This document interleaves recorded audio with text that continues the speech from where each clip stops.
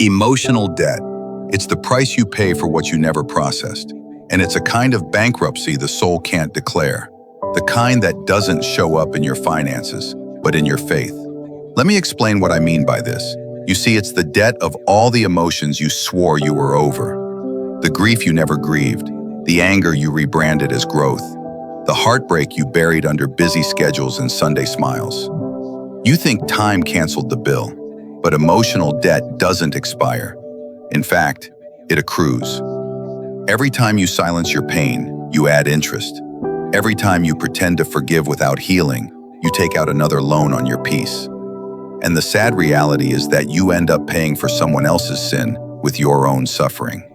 The body remembers what the tongue refuses to confess, and what the heart won't release, the soul keeps repaying in silence.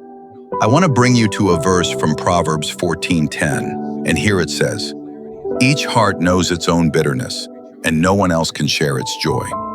Now here's a verse that doesn't sound poetic until you live it. It means there are battles nobody can fight for you, wounds no one can interpret but God Himself. Emotional debt isolates. It makes you live like a ghost in your own body, smiling through overdrafts of peace. It's like walking around with a maxed out soul, hoping no one checks the balance. But that's the miracle of divine mercy. God audits differently. And in Psalm 32:5 it says, "Then I acknowledged my sin to you, and did not cover up my iniquity, and you forgave the guilt of my sin." What's important to notice here is that it doesn't just say sin, it says guilt. Because guilt is the hidden interest rate of emotional debt. Confession isn't about informing God. It's about freeing you from the lie that He doesn't already know. And maybe that's why 1 Peter 5:7 hits harder when you've lived long enough to understand it.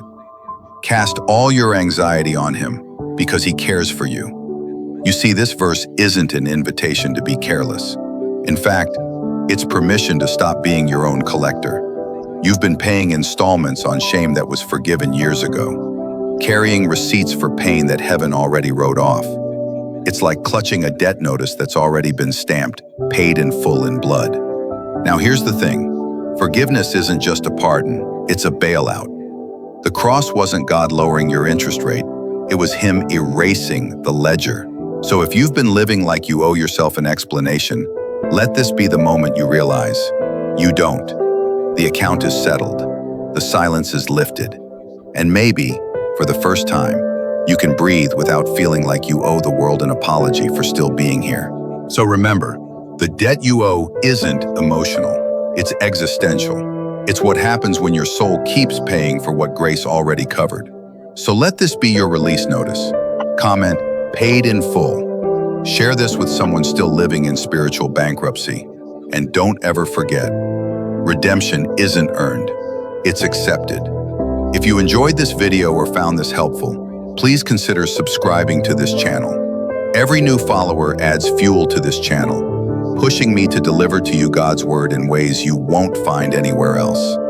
And until next time, God bless.